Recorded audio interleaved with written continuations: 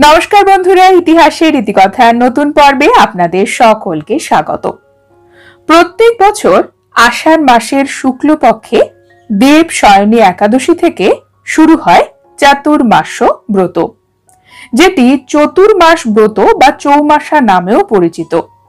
এই 4 মাস শেষ হয় কার্তিক শুক্লা একাদশী তিথিতে, অর্থাৎ দেব উত্থানী একাদশী তিথিতে। সনাতন হিন্দু ধর্মে এই 4 মাস অত্যন্ত গুরুত্বপূর্ণ মাস এবং এই 4 মাসে কিন্তু বর্ষার বিশেষ প্রাদুর্ভাব থাকে, অর্থাৎ এটি শুরুই হয় বর্ষা ঋতুতে।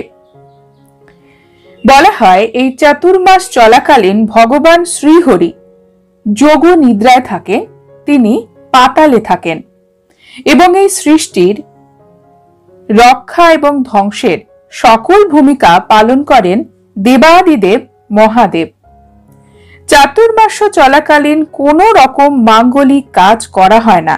এছাড়াও এই সময়ে মানুষকে সংযমী থাকতে বলা হয়। বলা হয় যে ভক্তরা চাতুর্মাসের নিয়ম পালন করেন তারা সুখী থাকেন, তাদের পরিবারে উন্নতি হয়, সুখ সমৃদ্ধি বৃদ্ধিও পায়। আজকের পর্বে আমরা জানব হিন্দু ধর্মের অত্যন্ত গুরুত্বপূর্ণ এই যে 4 মাস চাতুর্মাস্য ব্রত পালন করার নিয়ম কি, আসুন জেনে নিই। আষাঢ়ী শুক্লা একাদশী থেকে কার্তিক শুক্লা একাদশী, এই 4 মাস সূর্যোদয়ের আগে ঘুম থেকে উঠতে বলা হয়, অর্থাৎ ব্রহ্ম মুহূর্তে। এই 4 মাস বিশেষ করে স্নান এবং দানের মাহাত্ম্য রয়েছে। স্নান বলতে পবিত্র নদীতে স্নান, গঙ্গা, যমুনা, গোদাবরী, আপনার বাড়ির কাছাকাছি যে পবিত্র নদী আছে আপনি সেখানে স্নান করতে পারেন। তবে সকলের বাড়ির কাছাকাছি নদী থাকে না, তারা বাড়িতেই স্নান করুন। স্নানের জলে কালো তিল মেশাতে পারেন। এই স্নান কিন্তু সূর্যোদয়ের আগে করতে বলা হয়, অর্থাৎ ব্রহ্ম মুহূর্তে। ঘুম থেকে ওঠার পরে আপনার প্রাতঃকর্ম শেষ করার পরে স্নান করুন। চাতুর্মাস্য চলাকালীন ভগবান বিষ্ণুর পূজা করতে বলা হয় এবং শিব উপাসনার জন্য শ্রাবণ মাস হলো শ্রেষ্ঠ মাস। যারা মহাদেবের পুজো 16 সোমবার ব্রত শুরু করতে চাইছেন তারা শ্রাবণ মাসের প্রথম সোমবার থেকে শুরু করতে পারেন এবং যারা রুদ্রাক্ষ ধারণ করতে চাইছেন এই সময় ধারণ করতে পারেন শ্রাবণ মাসে। চাতুর্মাস্য চলাকালীন ব্রহ্মচর্য পালন করতে বলা হয়। এই সময় কোনো ধরনের হিংসাত্মক কথাবার্তা, কাজকর্ম, মানুষের সাথে খারাপ ব্যবহার করা, প্রতিশোধমূলক চিন্তা বা প্রতিশোধমূলক আচরণ, এই সকল কিছু থেকে নিজেকে বিরত রাখুন, দূরে থাকুন। পরিবারের ঝগড়া ঝামেলা থেকেও যতটা সম্ভব দূরে থাকার চেষ্টা করবেন। মনকে সংযমী করুন, ধ্যান করুন, যোগ করুন, এতে আপনারই উন্নতি হবে। জব যদি করতে চান করতে পারেন। চাতুর্মাস্য চলাকালীন বহু ব্যক্তিরা সারা দিনে একবার মাত্র খাবার গ্রহণ করেন। এই সময় মাটিতে বা মেঝেতে শুতে বলা হয় এবং মাটিতে বা মেঝেতে বসেও খেতে বলা হয়। এতে শনিদেবের প্রকোপও কিন্তু অনেকটা কমে। শরীর মন দুটোই ভালো থাকে। চাতুর্মাসের উপবাস পালন করার সাথে সাথে এই সময় বহু ব্রত অনুষ্ঠান হয়, সেগুলিও আপনার সাধ্যমতো আপনি পালন করতে পারেন। নিজের রাগকে নিয়ন্ত্রণ করা উচিত এই চাতুর্মাস্য চলাকালীন। অন্যের জন্য খারাপ চিন্তা না করে নিজের যাতে ভালো হয় সেই চিন্তাই করা উচিত। চাতুর্মাস্য চলাকালীন প্রতিদিন সন্ধ্যা আরতি করা উচিত এবং এই সময় কখনোই বাসি কাপড় পরে থাকা উচিত নয়। এই সময় সব সময় পরিষ্কার পরিচ্ছন্ন বস্ত্র পরিধান করবেন। চাতুর্মাস্য চলাকালীন ভগবান বিষ্ণু ছাড়াও দেবাদিদেব মহাদেব, মা লক্ষ্মী, মা পার্বতী, গণেশজি, রাধাকৃষ্ণ পুজো করা উচিত। চাতুর্মাস্য চলাকালীন যে কাজগুলি নিষিদ্ধ থাকে সেটি হলো কোনো ধরনের ক্ষৌরকর্ম। বহু ভক্তরা এই চাতুর্মাস্য চলাকালীন দাড়ি কাটেন না, নখ কাটেন না এবং শুভ কাজ যেমন বিয়ে, অন্নপ্রাশন, উপনয়ন গৃহপ্রবেশ এই ধরনের কাজ বন্ধ থাকে, কারণ দেবতারা যেহেতু এই সময় ঘুমিয়ে থাকে তাই শুভ কাজের ফল পাওয়া যায় না, দেবতাদের আশীর্বাদ পাওয়া যায় না। আমাদের খাদ্য অভ্যাসের ক্ষেত্রেও চাতুর্মাস্য চলাকালীন বহু পরিবর্তন করতে বলা হয়। চাতুর্মাস্য চলাকালীন দই, পান, অতিরিক্ত তেল এবং মশলা জাতীয় খাবার, বেগুন, চিনি, মাংস, মাছ, নোনতা খাবার, শাক, মদ এই ধরনের বস্তু থেকে দূরে থাকা উচিত। চাতুর্মাসে পান, দই, গুড় এবং লবণ এই তিনটি ত্যাগ করলে আমাদের স্বাস্থ্য ভালো থাকে। ভাদ্র মাসে দই, আশ্বিনে দুধ, কার্তিকে রসুন পেঁয়াজ খাওয়া নিষিদ্ধ। চাতুর্মাস্য চলাকালীন কালো বা নীল রঙের কাপড় পরিধান করবেন না। এই 4 মাসে ব্যক্তিকে 5 ধরনের দান করতে বলা হয়, তার মধ্যে প্রদীপ দান, খাদ্য, বস্ত্র, শ্রম দান প্রমুখ। এই 4 মাস ভগবান শ্রীহরির মন্ত্র ওম নমঃ ভগবতে বাসুদেবায় এবং ভগবান শিবের মন্ত্র ওম নমঃ শিবায় জপ করুন। ভগবান শিব এবং ভগবান বিষ্ণুর পুজো করা উচিত এই সময়, এতে আপনার ইচ্ছা পূর্তিও হবে। যতটা সম্ভব সাত্ত্বিক জীবন যাপন করবেন এই 4 মাসে। এই 4 মাস আমাদের সনাতন ধর্মে বিশেষ মাহাত্ম্যপূর্ণ, বহু প্রাচীনকাল থেকে। এবছর বাংলার 1432, ইংরেজি 2025 চাতুর্মাস্য ব্রতের শুভ সময়সূচি। 21শে আষাঢ় 6 জুলাই রবিবার। একাদশী তিথি থাকবে রাত্রি 8টা 44 পর্যন্ত। এই দিনে একাদশীর উপবাস শ্রী শ্রী হরি শয়নী বা শয়ন একাদশী। গোস্বামী মতে এবং নিম্বার্ক মতে এই দিনই একাদশীর উপবাস, অর্থাৎ 6 জুলাই রবিবার। আর আমরা জানি যে শয়ন একাদশীতেই চাতুর্মাস্য ব্রতে আরম্ভ হয়। গোস্বামী মতে বলা হচ্ছে একাদশারম্ভ কল্পে চাতুর্মাস্য ব্রতে আরম্ভ 6 জুলাই রবিবারে।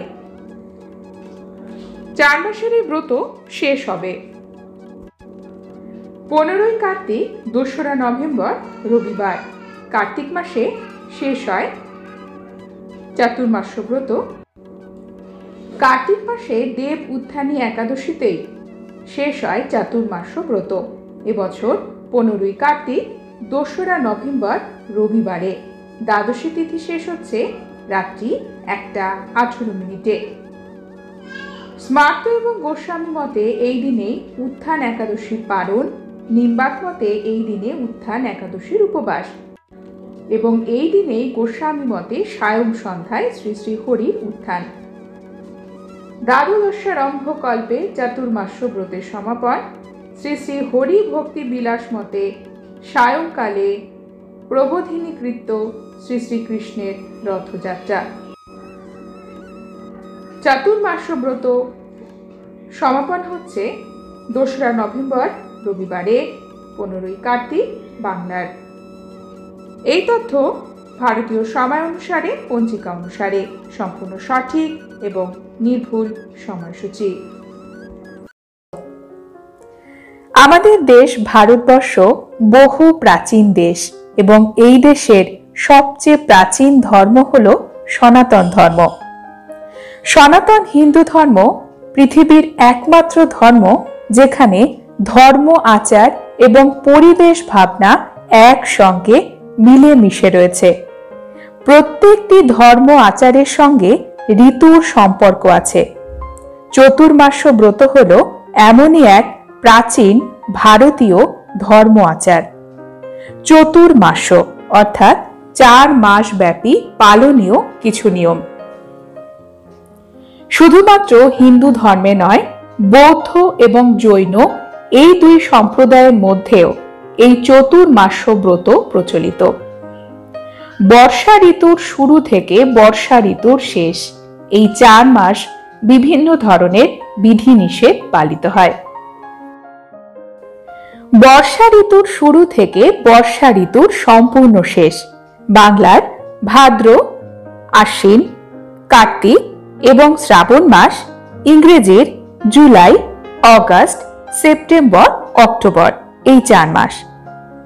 সনাতন ধর্ম অনুযায়ী এই ব্রত শুরু হয় আষাঢ় মাসের শুক্লা একাদশী অর্থাৎ শয়ন একাদশীর সময় এবং শেষ হয় কার্তিক মাসের শুক্লা একাদশী অর্থাৎ প্রবোধিনী উত্থান একাদশীর সময়। সনাতন হিন্দু শাস্ত্র মতে এই 4 মাস আমাদের সৃষ্টির পালনকর্তা ভগবান শ্রীহরি ক্ষীর সাগরে যোগ নিদ্রায় শায়িত থাকেন। সন্ন্যাসী ব্রহ্মচারী সহ সকলের এই 4 মাস সমস্ত রকম পদযাত্রা এবং ভ্রমণ নিষিদ্ধ থাকে। চতুর্মাস ব্রত চলাকালীন পর্যটন বন্ধ রাখা হয় এবং একটি নির্দিষ্ট স্থানে অবস্থান করে শুধুমাত্র অধ্যয়ন, জনসেবা করার বিধি রয়েছে। কিন্তু এই সময় পদযাত্রা বা ভ্রমণ কেন নিষিদ্ধ থাকে, অর্থাৎ ট্রাভেলিং কেন বন্ধ রাখার নির্দেশ দেওয়া হয়েছে? এর সূত্র আমরা পেয়ে যাই ঋগ্বেদ থেকে। সেখানে বলা হয়েছে এই সময় বর্ষাকালে বৃক্ষ, লতাগুল্ম সহ শত শত কীট পতঙ্গের বংশ বৃদ্ধির কাল। এই সময় তারা জল পেয়ে ভালোভাবে বেড়ে ওঠে। 4 মাসের এই অন্তরালে প্রকৃতি যেন সুন্দরভাবে, সুষ্ঠুভাবে বেড়ে উঠতে পারে, সেই জন্যই এই নিয়ম। আমরা মানুষেরা যেন কোনোভাবে তাতে বাধা হয়ে না দাঁড়াতে পারি। চতুর্মাসে আরো একটি পালনীয় রীতি হল পবিত্র নদীতে পুণ্য স্নান করা। এই সময়ে নদীগুলি বর্ষার জলে স্ফীত হয়ে ওঠে, ফুলে ওঠে। অর্থাৎ এই চতুর্মাসের পালনের পেছনে রয়েছে একটি পরিবেশগত দিক। আমাদের এই প্রকৃতিকে যাতে সুন্দরভাবে আমরা লালন পালন করতে পারি, প্রকৃতির যেন যত্ন করতে পারি, যাতে আমরা এই প্রকৃতিতে আরো ভালোভাবে বেঁচে থাকতে পারি, তার জন্যই আমাদের পূর্বপুরুষেরা এই সুন্দর নিয়ম আমাদের জন্য রেখে গেছেন। এটি তো গেল সনাতন ধর্মের পরিবেশগত ভাবনা। অন্যদিকে জৈন এবং বৌদ্ধ ধর্মেও রয়েছে চতুর্মাস ব্রত পালন। জৈন এবং বৌদ্ধ সন্ন্যাসীরা বা মঙ্ক যাদের বলা হয়, তারা প্রাচীনকালে এই সময় লোকালয় থেকে দূরে কোনো মঠে অথবা পাহাড়ের গুহাতে আশ্রয় নিতেন। এই 4 মাস তারা যে জায়গায় থাকতেন সেখানেই থাকতেন, সেখান থেকে কোথাও যেতেন না। এই 4 মাসের জন্য তারা খাদ্য মজুত করে রাখতেন আগে থেকে। তারা এই সময় ধর্ম অনুশীলন করতেন, বিভিন্ন ধরনের ধার্মিক কাজকর্ম করতেন এবং আধ্যাত্মিক কর্মের সঙ্গে তারা যুক্ত থাকতেন। যদিও এই প্রথা এখনো তাদের মধ্যে প্রচলিত। এটি বর্ষাবাস নামে বিখ্যাত। ভারতবর্ষের বাইরে কোরিয়াতেও বৌদ্ধ এবং জৈন ধর্মাবলম্বীরা এই রীতি এখনো পালন করে আসছে। সেই দেশে যখন বর্ষাকাল শুরু হয় সেই সময় অনুসারে